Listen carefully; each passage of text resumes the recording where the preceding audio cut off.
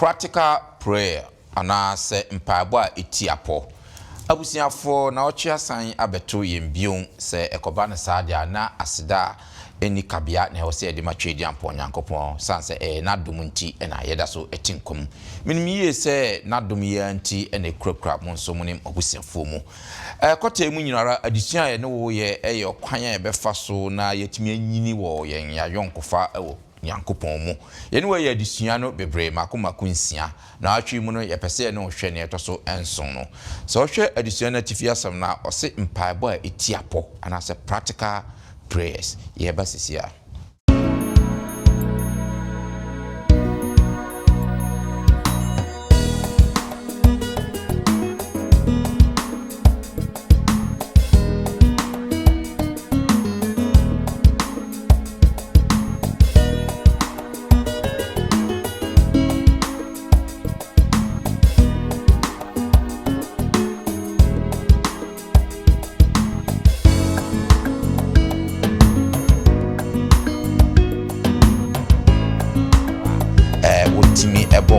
ene sene ompaabo no eye ntoatoa mu na wasa no so me kai se me so we di afoforo de a omo ayatia me no enzo be chewo wo sere mu ade no adwin ko bena etai echire entino osuroi but still na no otoko so bompai na obabasia ebetete wo se de wo ye wo no sa na mesome ye wo a wo so me kam kete yabema munyina akwaba na afen so yedi asida sonko so edi amamu se de biara da mafidie eda hasia ye no eye Sabbath school na afe chosemu empensempensemu maboafo no aye krado wa ha yedi edusua tosonso no ebe ebremu but ansana meba be yi omo edi akyerem no moma yenkutie enwom emfree Golden Gate for home rasisia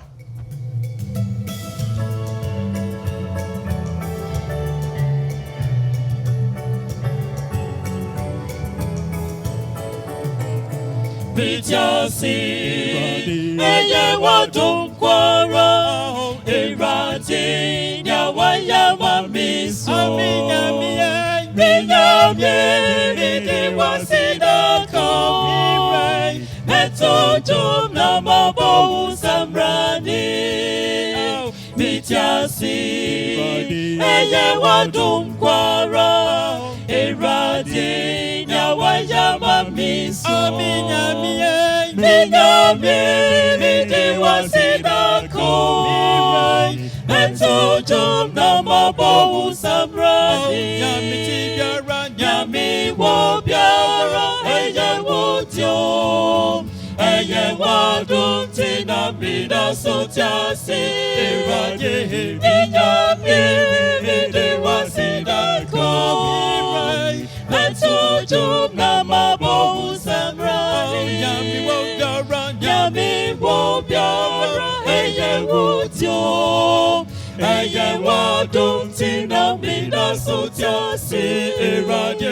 Minyamie, midi wasida komi, metujum na mabohu samrani.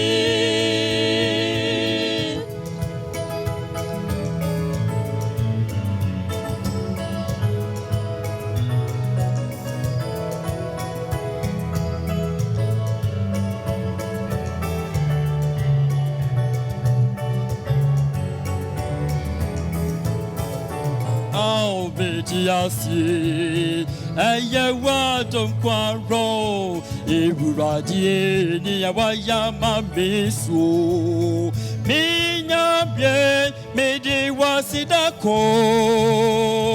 metujum na mabohu samirani. Betiasi, eye wadum kwaro, iruradi ni awaya mamiso.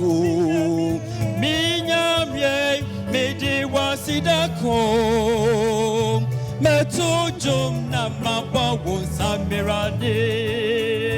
Nyami wo biara, eye wo dio. Eye wadum tina bida sotiasi. Minyamie, midi wasidako, metujum na mabohu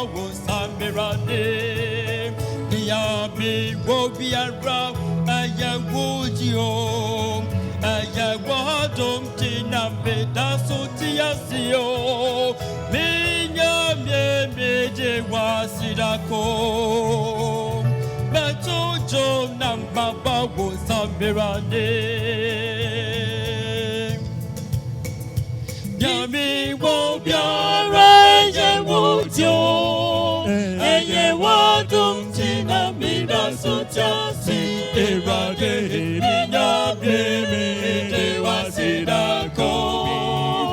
Beto jo namba bawo samirane Yami wo biara eye wujyo eye wadum tina bila sutiase erade minya mede wasidako Beto jo na mabo samrani Yami wo biara eye wujyo eye wadum tina bila sutiase erade minya mede wasidako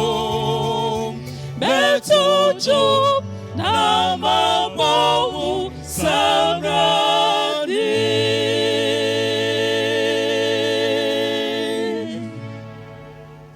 Yeda Golden Gate for ase wo enwoma omode abre ene na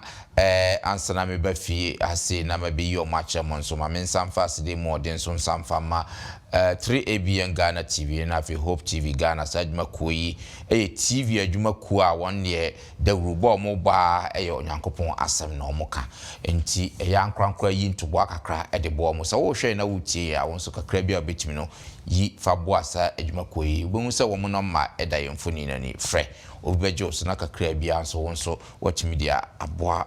wo mo biwie ni sa nso ananso me kanfo ama asese nne edikan na wo hwe wo YouTube a best subscribe to your channel no ya now the sound so say mia adoma no so say yes adwumadie ya wonso wonsa akabi wonsa kabia wa wo so nso de akoma afoforo ene na mehwe efie sabusianfo ade odo abo odom se emfa adisuan emfa mbra mayi omo de akyerem wi na fe ya hweyen adisuan enimo nyankopon adom mesan ewo John Mensa Thompson ekam ho asopeni emwakaba Yenua Bismarck. That's a sentence so what me abba na me ko manima elder as a cose every so and I come no elder yamwakaba Yenua Bismarck. That's a fast sentence so waba so I fe kama great me ko manima elder Kingsford diabo man so eneka ye hono elder Kingsford yamwakaba that's a say waba na fe Samuel Ababio so enete eto no hano penisa me yamwakaba great me that's munyina onyankopon enhira mo se to nsafra mwatimi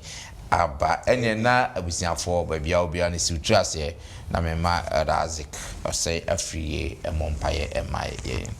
ye nyankopon ne abankase ye da wase se wase ama yakwanya se ye metra wona ase na nyame kyerɛkyerɛ ye srɛ wo se adisuan ye be hyase erade ye de enim nyansa enim minde bia na so obi ehwe nyansa omra wo asefra rade wo nkyɛn enti nim nuanom a yɛhyia mu yi papa mesrɛ wo sɛ utumi mu no wahodin mu fa wo nyansa ani nimdeɛ edom yɛn de bra ye be kyerɛkyerɛ mu yi ɛtɔ yɛ tiefos aso asomu a onyame atakoma so na asisi adwe ani akoma yɛ fasa kwanya so atu yɛ tiefo nyinaa hyɛ wo nsa so bi wɔ hɔ no mu a owo how bi owo amane bi a ebra wo tie ohin Jesus tie na tie wo mo so na ye won obusade ema won se de be ya adisuan ebetwe aben na asiesie ne dachi bia opi wo no nyam a nke no mu nyina aka bom ne akate agye nkwa ya twen oni na wo di akwakodi da ensada eda wase so wo hyirai wo ye he ene agye nkwa Jesus Christ di mu amen great ye twayen adisuana so the whole of this quarter se na midi kanka ye hwe okwan ye befa so ebitimi anyini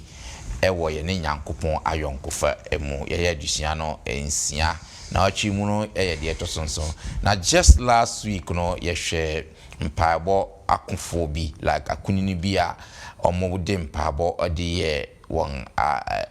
de wo trosemu a ema omne onyankopon kitamudie no emu ye din ema esua ne ema bebre from ho yehwe obi ti se Daniel afi yehwe obi eti se Enoch ena afi yehwe obi ti se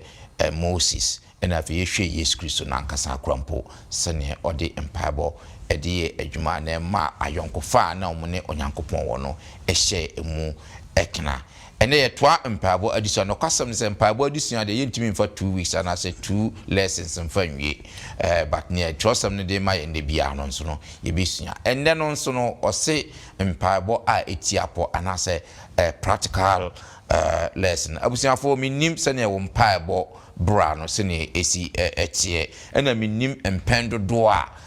otimi ebo mpae ene sene ompaabo no eye ntoatoamu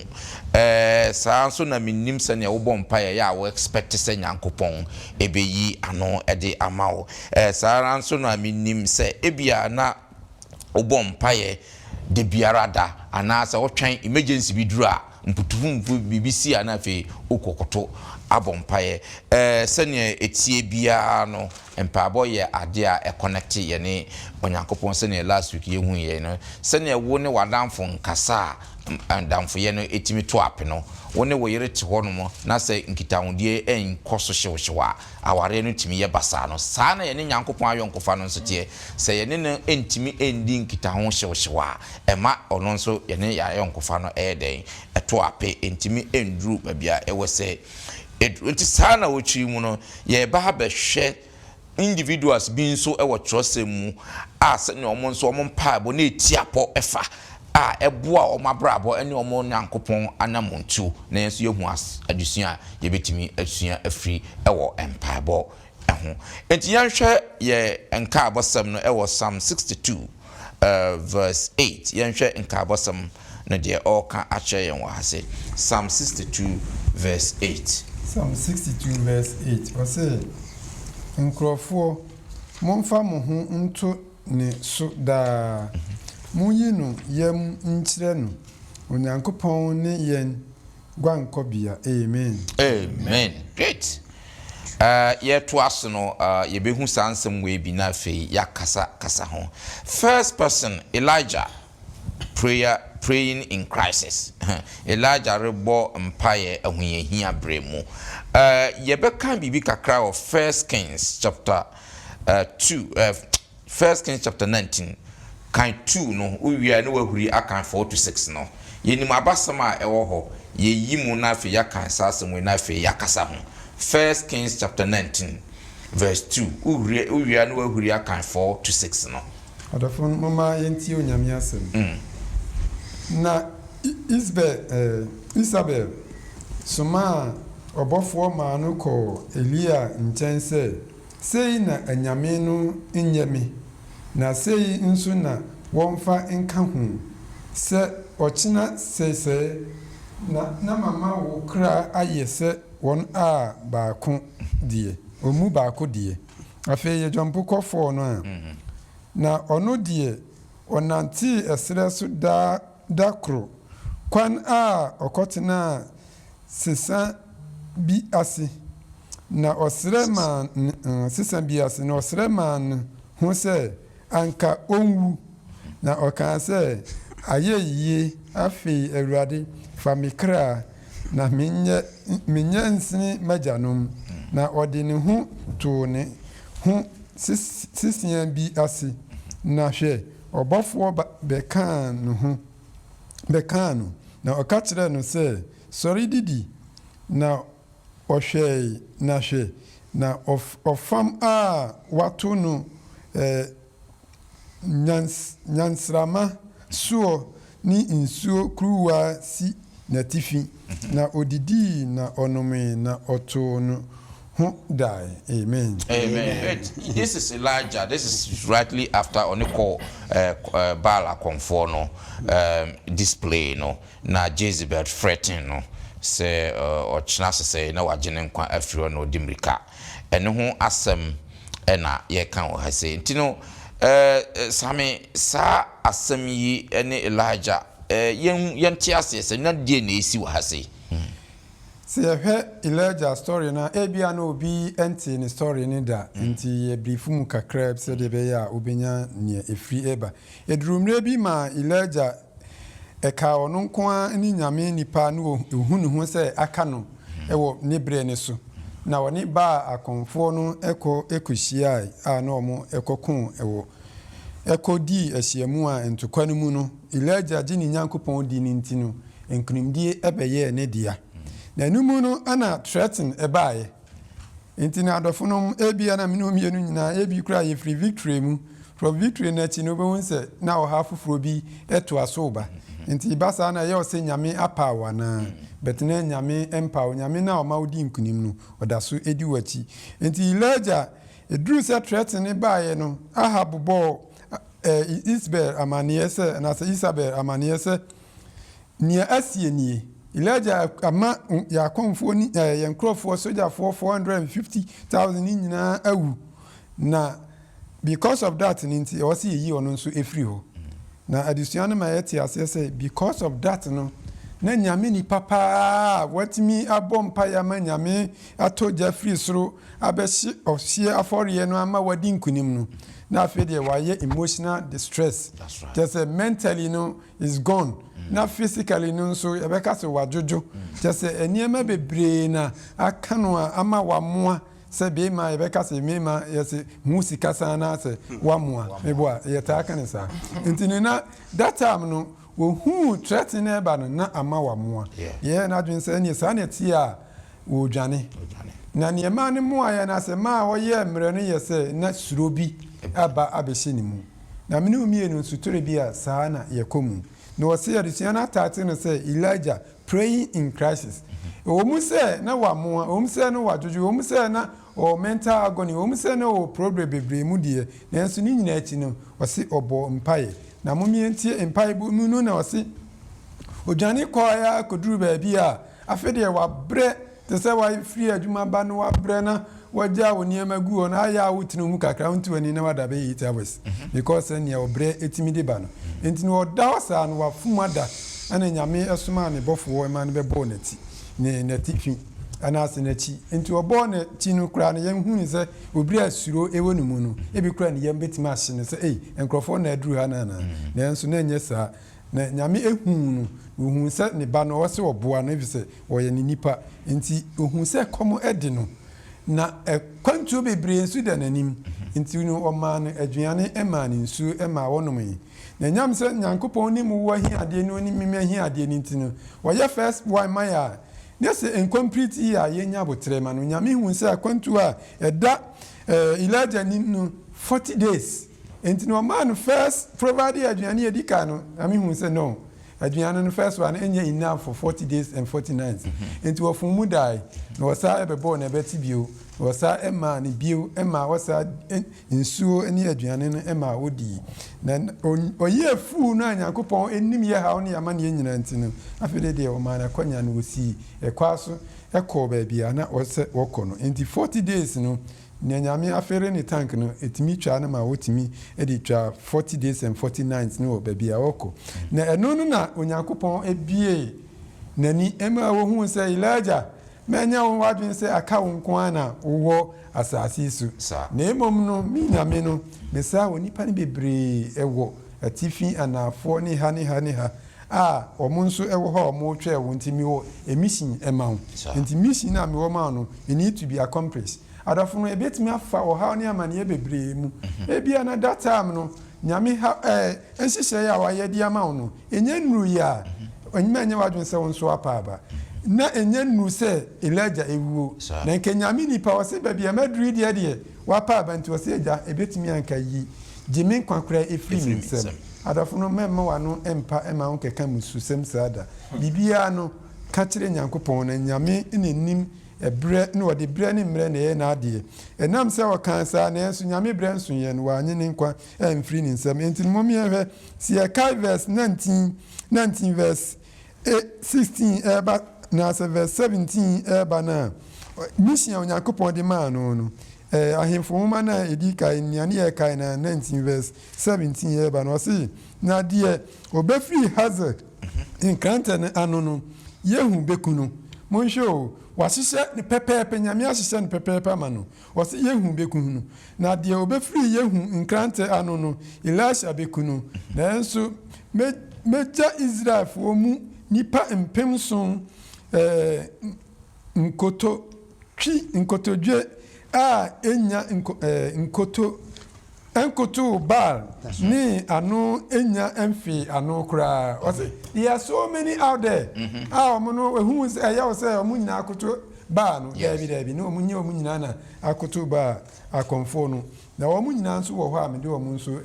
twen wo a megusu di won aye adwuma na adafo no Elijah there come down to our level. That's right. Your application in say Elijah a call crisis mu entino osroi but still na no otoko so bompaye menu mienu yebekọ crisis bi mu yebekọ amanie mu yebekọ haw mu haw no de onyankopon so on promise ye say yenkọ haw yenkọ amanie bia mu da ebi beba but ma yemma esuro no enhye yeso na se hu no kura ehye yeso a yenka se nyankopon wa yi Elijah ama onyi minu mienu nso emma ni oso ode boaye bia me eduru ba bia oso ode eduru no onyankopon de ebedu ni wo hwehwe ne se yenton konsunya ne mugidie ne to ire so paso se de ne ara enyankopon no onai obeko amaye nyame nhire na dunti amen me da se same amfa kakranka brasa me ede no ade ba ko a strike medical ho ye wo kan nose no a o se Oma suro konka ni faith a ne wo Nyankopon. Yes. Eno na me ka ho asem kakra. If you say Elijah wa bompaye ame Jeffrey soro ame nyame akire ni tumi. So ho. Na ababehye uya. Nkrofo nso aya ma. Yeah. Na obabesia ebetreten wo se de wo ye wo mo no sa na me so me ye wo a wo somrika mu gete afekra de wo si nyame kra enye wo nkwan free ho. That's right. Enuanom etore bi wo ho no mo a ye bekọ ahohihia mu etore bi wo ho no mo a the world will persecute us because gidie e wo nyame mu mu masro no enkonka ye faith e wo nyame mu. If you see okay Revelation chapter 2 verse 10 a wasi do begina kosi awiye no ode na obegye no obonsama hihye niema huru bebre a ebe twen free gidie no ho but Elijah addition any onyankopon intervention a ode baaye no e kire nse ye how brain persecution no nyina no onyame ekan ye ho na de obonsam be ya obde betan bia no onyame begina na obegye yen afiri mu nti ye ma ehu ema ye de ema ye empower gidie na emo ye nkoso ntra gidie no na onyankopon be hye no ho enonyam. Amen. Medam ase se ne mo ye addition no well, there's a very interesting twist to this lesson. Was saying when prayer seems unanswered. Ebre I say wunya umpaibo hu anu ye no. Ya yenye the chosam no so okay come Matthew 7:7 if John 5:14 as in Matthew no kano yimbisa na it shall be given to us. John 14 John 1 John 5:14 and so Emma you say yibisa wo nyankopon ne will mo obeye amaye so ebreben na it seems say ye mpaebo no nyame enyi no say koba ne sa yenye den ana sen na ye mfasa asemi yo Bismarck medase say yehwe akenkan semu a nya wo boss so ewo Matthew 7:7 ane John na we eye asemu a meka se yemu bebre yakosa atibianim etoda upese upe bibi obo ho mpaye sa mpaye anuye emma waye ho akom kire esripe aye ne obeye bia emma nti eba ne sa ne ebisa ye ho se so enyankopon ote ase ana se onte ase nti nyame ye bebrebe nyina nti nyame ote ana se onti na ne ye ne se afoforo a ewe kire ebetwetwe wo na fe wo mo bisa o se enyankopon no ewe hena nyo na wo se wo ye kristoni na sansem we eyade etu ye nyina na otrefo no ede nipa miensa bi enesi ho ya hwe Elijah de nti ye hwe Hannah de so Hannah story no a story a nipa bebre enim ye hwe 1 Samuel chapter 1 ye kan kwa eka obema bi ho asem a ye frɛ no Elkana na saa bema yi ye boy genealogy bebi a ofie ne nananom ebesi ne so a ekire sɛ sabio bebi a na ɔwɔ no na oyini patitru pa na Elkana ne yenom eye mienu Penina ene Hana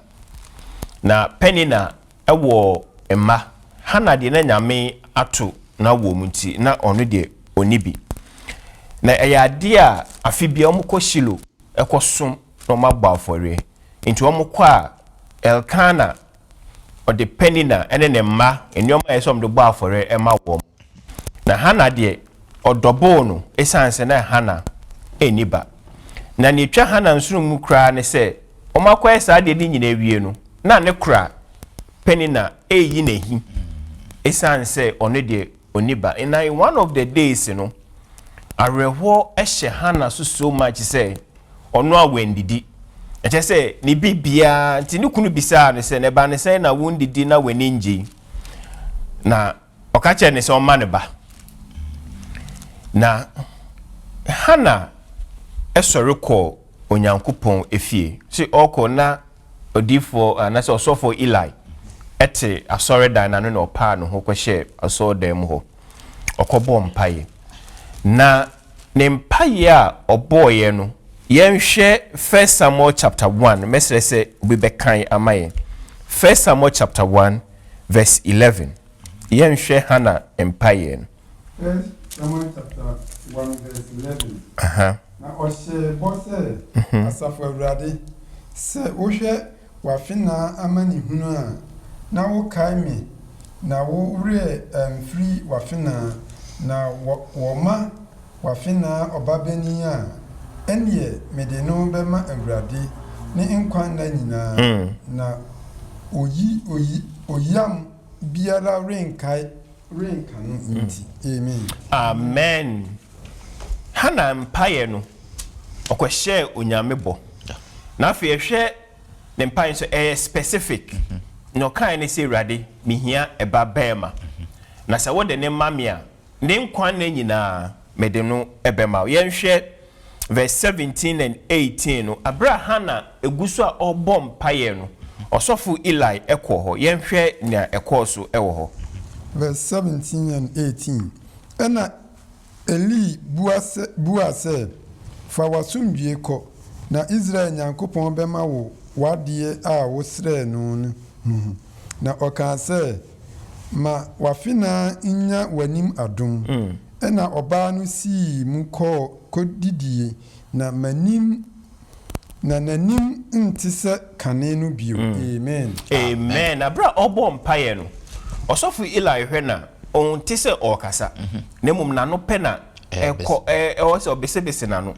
okwe no se a fa wonsa nom no eko no ho a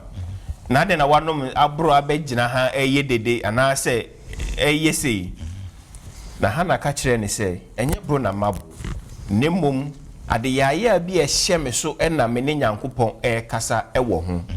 Hana eyi na kuma mu nyina ene nyame kasae yes etoda na se kwati bie bi mu a ewo se ye ne nyame kasa se na yanyum 300 ne ka se take time to be holy ese wo se da tobo ebi mo ho na o me so de akonwa ebesi wo mu anim imagine said they are calling God to come and sit on the chair ebi mo ye it helps them so on nyame kasa o kana na kuma mu nsem nyina Hana meka se sa no no so ye kana kuma mu nsem kana kuma mu nsem nyina na sofo Eli ehye ne bo ana se ne mpaya na obo no o encourage no se onyankopon ebehye no ho animunyam etoda ye mu bi ehia sa encouragement no obi akwa ho kirem no that's not the time I was say ye dinani anase ye kan e kire nsem a wotwea wona wo hye ho no that is the time I was say sankofo ye hye wo mo nkran ye hye wo mo den na ye mo hu say ye nso ye ta wo mo chi ye ne wo mo na ye den e pre anase esugu nyankopon so se ne be nyankopon ebetie wo mo empaibo ye nhwe verse 26 no verse 26 na oka say oh miwura se wo krati asie yi miwura Mene oba a obegyina wo nkyɛn ha yi bɔ Awurade mpaeɛ no. 27 Abɔfra yi ho mpaeɛ na mebɔɔyɛ na Awurade ama me deɛ mesrɛ no no ho. Amen. Amen. Onyankopɔn ɛhyɛ no ho animonyam. Eli kra no hu nipa kro. Ɛno kyerɛ sɛ me na mebɔbɔ mpaeɛ da sei. No nyame ahyɛ no ho animonyam. Na me sua ade wei ema me kai me ankasa me personal experience. Na emse me ne ebi mu achepen. Me kai se me ye me first degree wo UCC. Na ekoba ne se e wo se ekotro quiz Saturday. Na ye wo lecturers a wo mo Adventist, wo mo akɔ head of department, mo no mo akasa Monday, Tuesday, Wednesday, Thursday. Afi mwaye ni nyina ne se Saturday ye kwa akotwere nso hwe no. Hey. Ense ya ye ne be say at a point come do mo quarantine se ne be ya nka obi ewie anwumre after sundown na enso wo mze da bi. Se one be ya obenya incomplete. I see. We say meaning says we no quiz and I say me same no one ye bi. Friday. Na Friday ababesi nko. Saturday anopa me roommates make I say me roommates are now we nyina so ekotro sa paper no economics 102 level 100 na wo mu nyina wo bese ma yenko wo ba school so besua de na say wo besum nyame bese me yenko wonko na onim nyame untu ende pe wo kotwere sa paper na aye den wo mu ka san sem nyina ba me say ne besi bia ensi Inti that day me kwa sorry ente me nam kwan so kwa sorry a ye ni UCC no chapel ewo old site yeah. Opposite the administration. Okay. And madam for Daniel Asante ofre me. And also Tommy quiz number so. Nam se Daniel aden. Wo si o wo mo weekend students no e buy into ma ba beje Baby anke ye kwa kwotwere quizzing because that big hall large lecture theater when anke kwotwere no ma beje hall nti ye quiz no amba so de akwa kwehye Sunday Mr. Daniel you are joking or say I no cre and I'm friend me roommate ebisa na say Charlie is a quiz number so show quiz number so almost say Sunday na that day no that morning no afi me hu nya menye e just me hu aseda me famanya because me kwa hu hie mu that time no say me ma me ni hom papa ni obi anim say me wo school na be ka say graduation man graduate because man control quiz wo ba say wo besua de ana say wo ba say wo ba besom nyame me gidi say sa tight bia na me wo mu no na hana e wo sa tibia no so won ko mu da you never understand how esitie but say wo ko sa tibia no na hu say na nyame etie yen media nanka me mpaye ne senka Wednesday and I said Thursday no maka say dia either say o matwem ana so ma quarantine nenso na me say nye sa kwan ne so na me be yi wo mpaye na no that's right in the Saturday na no pana me ne da so nyina sama me aminim say me say de menya incomplete nti me aka sama cycle me ho that is the time onyankopon e share ne ho animunyam nti nya sa gidie na reshem ne say ubetumi abompaye etoda na kwa se anu yie no emma ba nyame enim nia oye adesua na twen adwe si nyoma ba kumie no be so ma menhwe menche no kan se see gospel not your own hwehwe onyankopɔ apɛdeɛ ne mum enye wankasa consider your motives adena wo srɛ ho ade no adwen pobe na etai echire or say abide in God and in his word tino nyankopɔn ene na asɛm na mde twato no so say forgive others se wo srɛ bibi wo nyankopɔn ho na sɛ bɔne ba sɛ bi woni obi enka obi ho asɛm hye wakoma mu a nyame se fasa nipa no forms of hiding fa che no abra wo hwehwɛ nanim no na mo fa hye otirim sɛ nya nipa ya kwan ene nyame akwan enye mra ye pese nyame yi ano be yi ano ono mrepemu no obeyi ne ho ano na satan na mebete sa nwum we as 528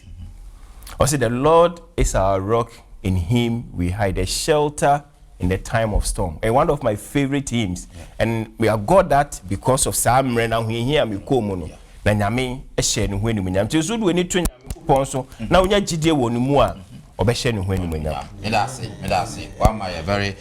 practical way sene nyankopon ukwa hia ma otimi yi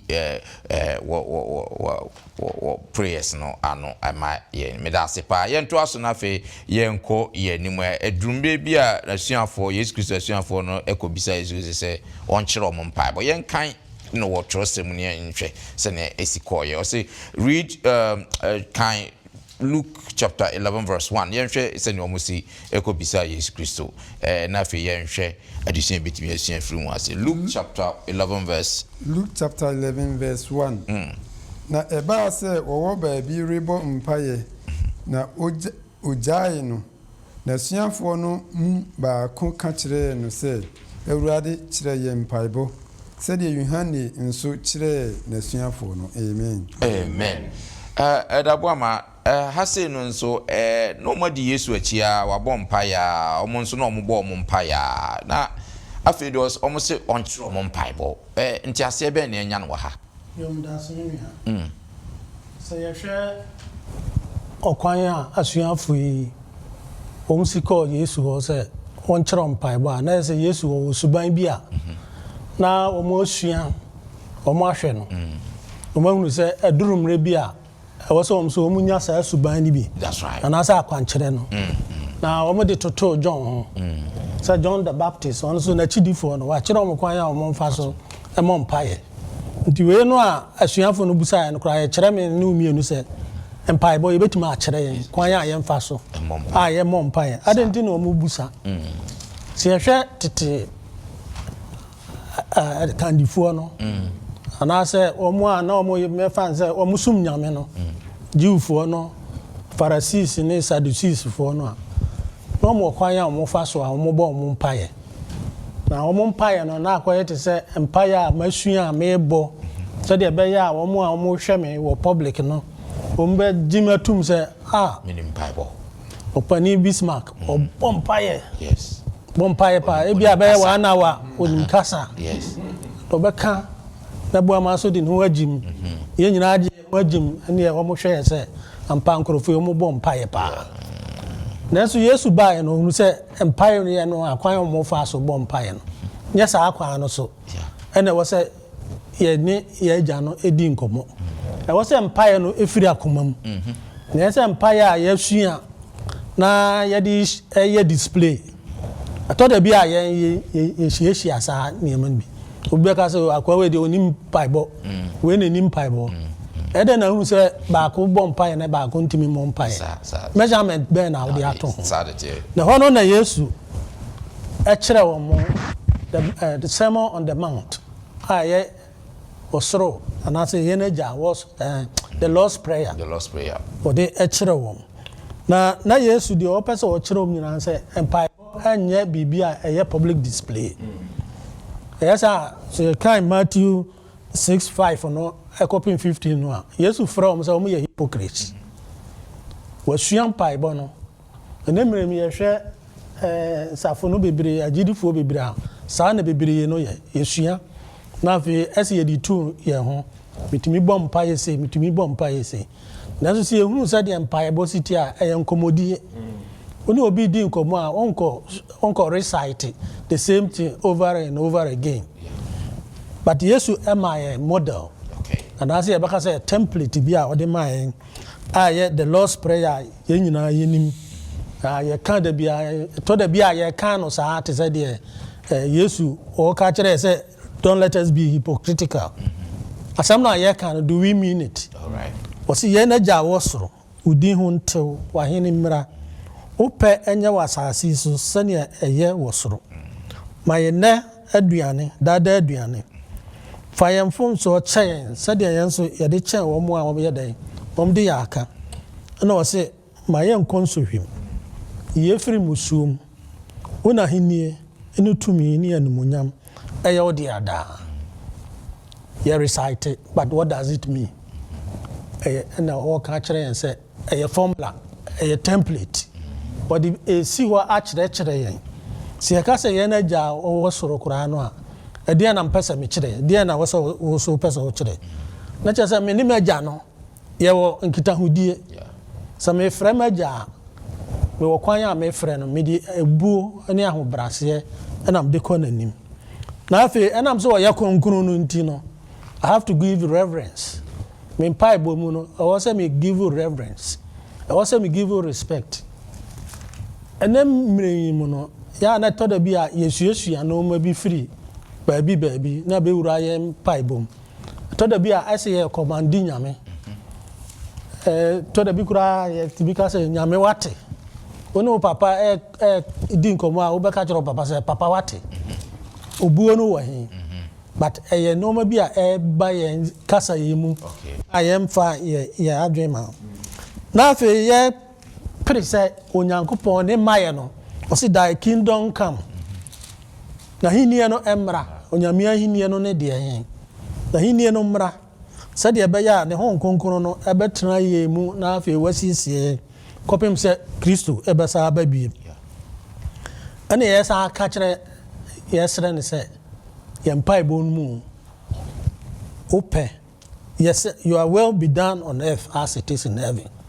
then sɛ yɛde yɛpɛ ɛma awurade sɛ yɛbɔ mpaeɛ no a ɛwɔ sɛ yɛde yɛpɛ ɛma awurade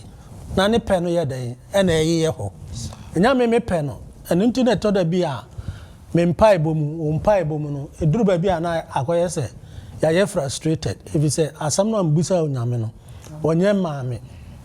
ɛno no me pɛ no mprempren mi a ɛno yɛ me pɛ but ɛyɛ onyankopɔn pɛ sɛ mesɛrɛnda me pɛ ma no na afei me ne di nkɔmmɔ a manya ahotɔsoɔ bi wɔ no mu manya gyidie bi wɔ no mu nti menim sɛ sɛdeɛ tie biara no mmerɛ no so a ɔbɛyɛ ama me ɛkwan a ɔbɛfa so ayɛ deɛ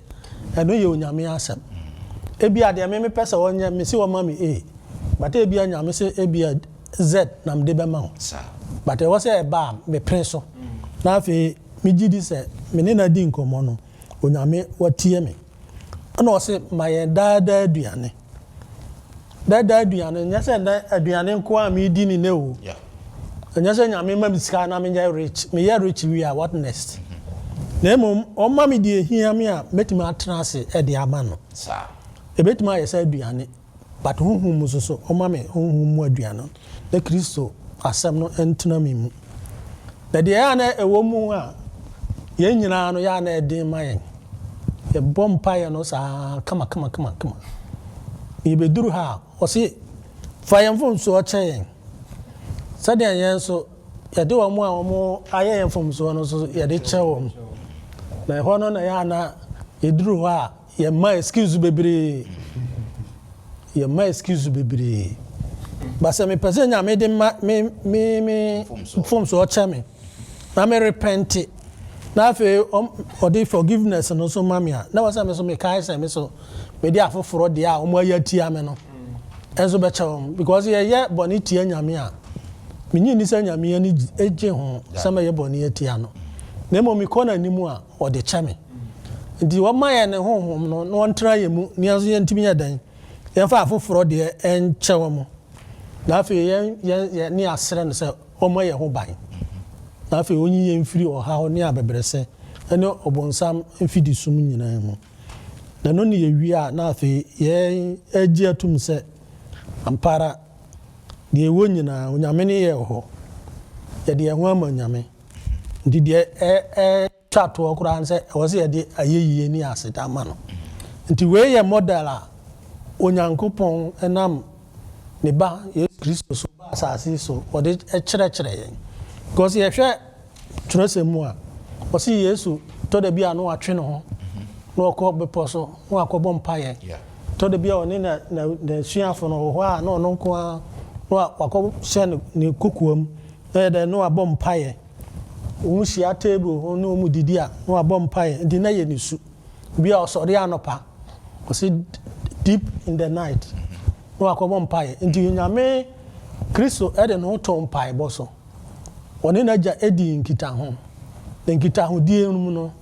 nkonimdie bae ɛno na asuafoɔ no ɛhwɛ no akwan a ɔfa so no ɔkɔ no ɔba no ɔbɔ mpaeɛ a ɔse kyerɛ yɛn sɛdeɛ yɛn so yɛ mo mpae nti saa mpaebɔ no nso no wɔn nso de ama yɛn sɛ yɛn so wɔsi we should have our own quiet hours ɛyɛ sɛ yɛn nyinaa bɛka bom na afei yɛbɔ mpaeɛ ɛyɛ good but wɔsɛ me nko a sa ankorankora me so me nya me kokoam na me ni me nya me yɛ dɛn enya nkitahodie ɛwɔ mpaebɔ kwan so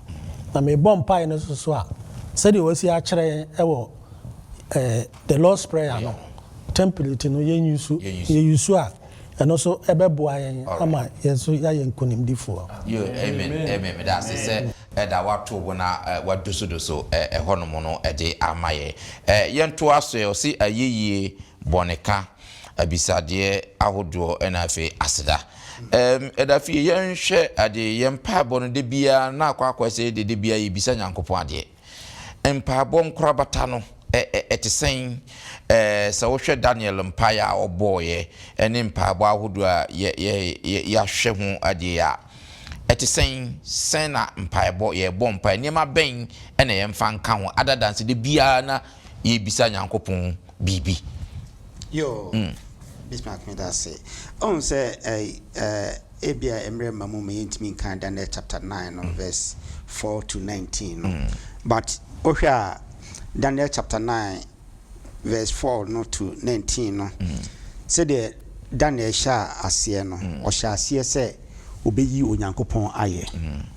meanwhile no na Israel aye bone in fact na adia na omo hwehwe free Onyankopɔn ho no kan Daniel chapter 8 na 2300 days a package no eye say aginkwa bi beba na obaba bi wu aginema na fe wabasen ababio na odi atemu aba na ese onyamu ntiase na fe otimi ka kire abusua no ana se otimi ka kire asafo no mai timi ya hosiesie etwen saa aye no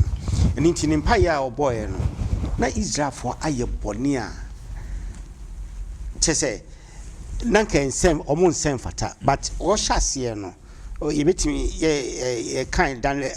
Psalm 100 a ye hwese de ayeye a obetrontrom nyame na wa manyame so ahu se onyame otumi ade nyina ye in fact nye nyame a enka ye wiesa nti oji Onyankopɔn aye ewo ne mpaebo no mu epagya Onyankopɔn ama Onyankopɔn hu se de wo no obetimi aye de ne man ehwe ama in fact Israel for radio so almost sorry anopa before radio no be start no mitna ho kakra na answer na omo be kasa no won bo El Elohim El Adonai omo bo ni din akese sa se Onyankopɔn wo ye Awurade Onyankopɔn wo tumi ade nyina ye ansa na omo de omo bibia ye den ato aso eniti ya brabo mu no wo mu se ebie kwa ho hiehia mu but wo gidie se Onyankopɔn tumi ade nyina ya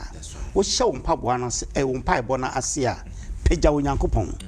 mani din kronkron no so hye ni din kronkron na nunyam na ma ono so ohun se yes me betumi aye de omo busaye aman nti efi ho no ena oba confession or started say all can Israel from so no mu nyina sre boni fefri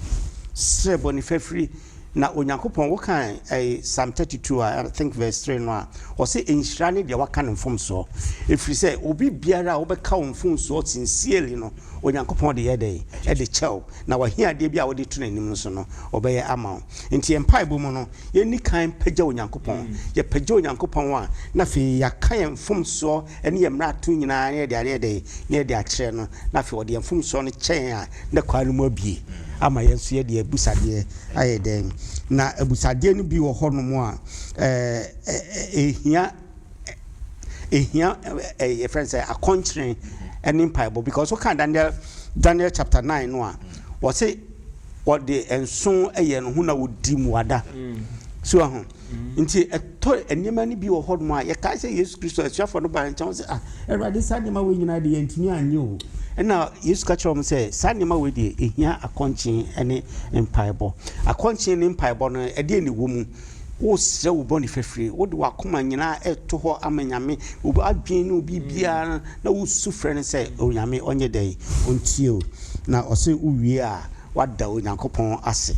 na adisua kakra e betimi anya osane mu de mesraka sabe yenyi a ye mpanimfo yi asofo elders any departmental elders onyame de asafo na hye yensa Daniel no ogina ho ema asafo no nti Daniel timi di ne yefun to ho bompa ye ma asafo no nti yenyi a yemfa se ye di asafo no anim anase ye akandifo e wa yin etore bi wo ho no mu a yemfa mpa boni akonchene na yenyi eniema boni bia wo kan Galatians chapter 5 verse 19 no a honam nyuma bia wo ho bia no what the two ya is onya mpa bo ho kwan because Isaiah akan or Isaiah chapter 59 verse 1 or say so onyankopon ni nsa nyetia ena nasunsi say ontimi enyi anase de eka no ontimi nye nemum yamumu yenti na ayeden esi ye mpa bo ho kwan enti de Daniel eye wa ha no Daniel srebo ni fefiri enti ye asofo ye elders asafo no da ya bam asafo ba bia betimi aba wo nchen se obo ehiade we na bompa ye man no wankasa no twe ho free sa ne ma we nyina ho na wo mpa bo etimi aduru in fact James Kraka say obi yare ana yema asafo mpanimfo na otreni ni ba kokura wo mu a ne mpa bo no be ye den ebesi Daniel eye sa no onyame etie na odi muaye no den ebre se won so ye ne sa obi emobrohu bi obi adistre de bia etuna bem ema sabi ni gidi kura ye feelings ano se de babetu ye nim ebra ye nso ye dwura ye ho na fe ye de ye ho asiwa manyame no ye stress a onyame betie na obehye ne ho anunya me da say fe yen hwe ne di awie na fe yen fan sorry yen adisia no so other questions about prayer as mbisa bebre esa wo mpaaba ho a ye behwe se same beboa ye na ye yi sansemi bisa ya no baako say why pray when God already knows then tell say bompa ya bra nyankopon oye omnipotent oye omnipresent onim ye how did that I didn't know say bompa na to simi no why pray when all is well I didn't know say me bompa ya bra bibi ekoye mama na fe so what is the role of faith in prayer Gigi Crampo, Dina Pain, Jumadi D, a one piebo muno, any day, no say with whom should I pray? Wine, I mean, fan and come home near more empire, nothing. So, how should I listen? And Parbonia say, be ye can't change, I mean, quite saying so. Ye TV na sign na mintie same boy enough if fire fa sa we munafe yem fansori edition no that's na kakra sana me ba so kakra me de kan eda de no ho yese so say praise God before praying kamfo no awfo ye ne ye ma wo fie most of the time no say obaye mfumso bi kra na say oya de bi a before ye ma no omye say always no yen kamfo omo ye de ya ne ateatea oya de pade a wonka but oya boni de ya beka entini say ye konyame ho ni nyame ma ya kwankyere say ye ni ka entontum say nyame na ye ma na ye ne omo wo fie ni so omo so ya de ne se fata ni ka emprezi omo na omo trimbe omo de ansa na ye ka yemfum so no afi ya kon no so mfum so awaye ni wadi nka krokro na mana kumaju enti ye to aso no say ene na question say keka ho ni bi say why pray when God already knows and ene kure say God is all knowing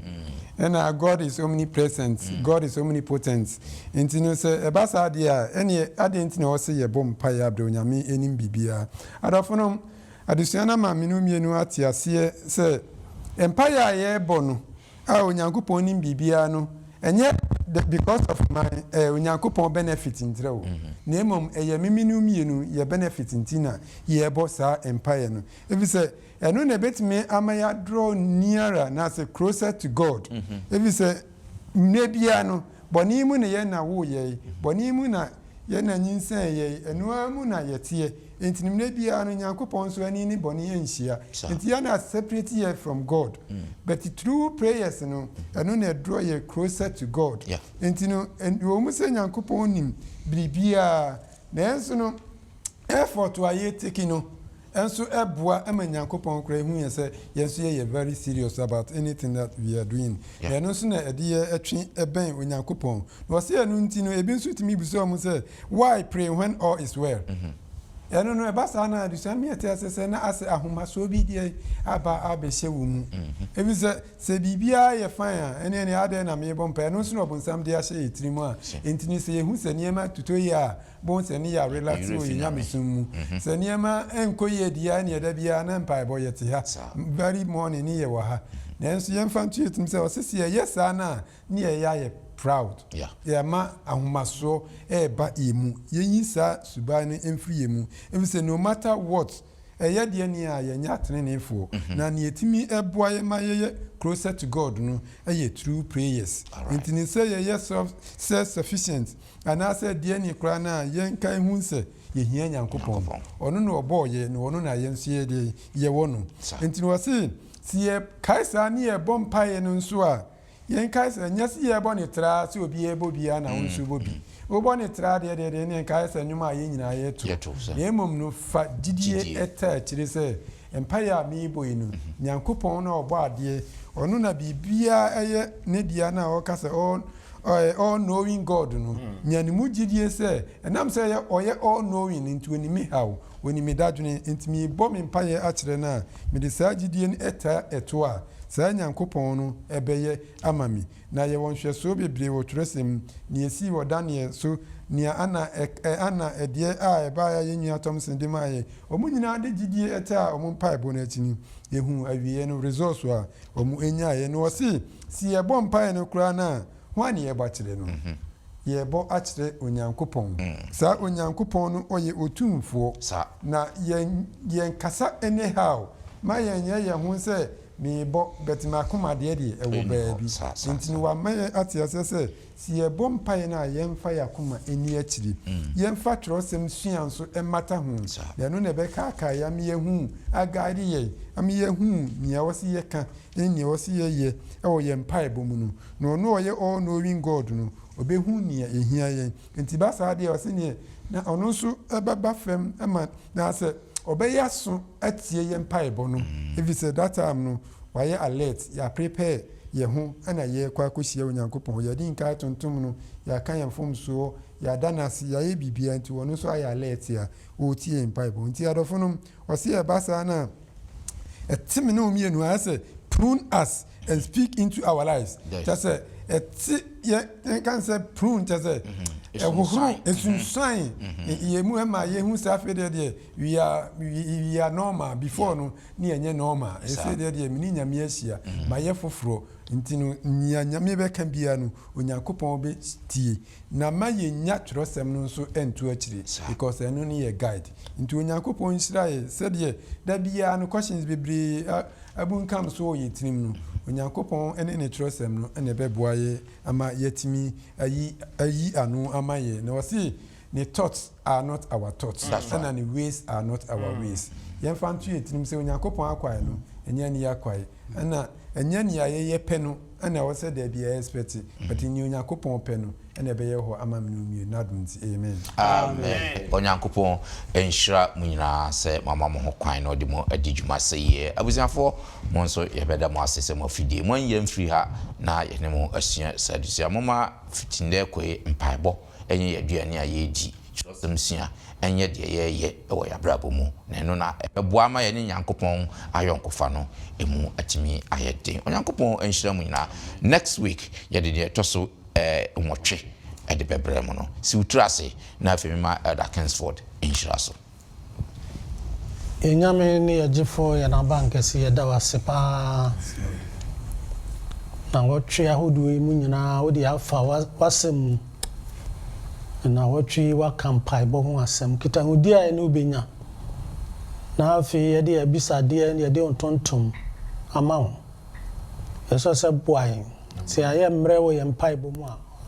fiɛmfo nso kyɛn na afei ma ho nkronkron no mekanya ebie mu sɛdeɛ wokanya adikamfo no na afei yɛntimi ne woni nkɔmmɔ ɛfisɛ ne wodi nkɔmmɔ a ne yɛbɛnya ahoɔden na afei yɛtumi de agyina ne wɔ Twerɛsɛm sua nso ɔhaw ne abɛbrɛsɛ no ba yɛn so a yɛtumi aka ɔbonsam anim ɛfisɛ Twerɛsɛm no kyerɛ yɛn sɛ sɛ yɛka n'anim a ɔbɛdwane afiri yɛn nkyɛn na bɛdɛ ne yɛtumi aka n'anim sɛ yɛni w'asɛm no na sɛ ɔho nkronkron no nte yɛ mu a ɛno nti boa yɛn na afei baabi a yɛahwe ase no wa dom pagya yɛn